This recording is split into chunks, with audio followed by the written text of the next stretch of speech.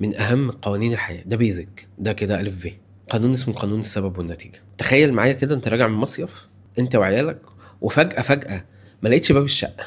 يعني جاي كده تطلع المفتاح من جيبك، اصلا لقيت الباب الشقه كله مش موجود. قول لي بالله عليك هتقول ايه؟ هتدور في حرامي جه، في حاجه حصلت، صح؟ ولا هتقول ربنا هو اللي عايز كده؟ في سبب حصل خلى النتيجه دي. في بقى حرامي، في حاجه حصلت وباب الشقه ما بقاش موجود. ولا بنقول ساعتها بنخش البيت ونقول ربنا هو اللي عايز كده، قدر الله ما شاء فعل، ربنا هو اللي عايز كده؟ لا، مش هتعمل كده، بس انت هتدور على السبب، لانك متاكد ان في سبب. الحياه بقى كلها بتخضع تحت قانون اسمه السبب نتيجه. كل الحياه ليها اسباب، كل مشاكل الحياه او الحاجات الحلوه في الحياه ليها اسباب، فتاخد بالسبب تحصل على النتيجه. تخيل بقى فانا يجي لي مرض او يجي لي مشاكل، فاقول قدر الله ما شاء فعل، هو ربنا عايز كده.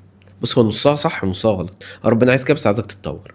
ربنا عمل كده عشان عايزك تفهم حاجه عشان تتطور. قدر الله ما شاء فعل، جالي مرض فقدر الله ما شاء فعل، وحياتي بايظه فقدر الله ما شاء فعل. عايش بنفس الاسباب اللي انا عايش بيها، هفضل اخد نفس النتائج.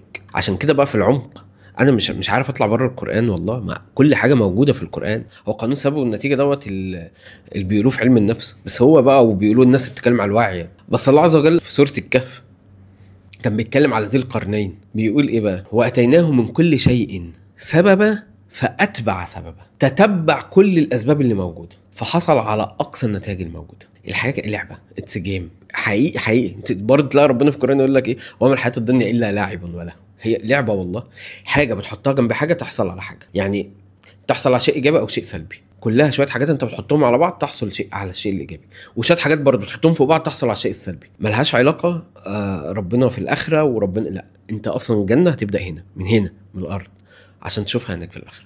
بس يا حاج ابراهيم.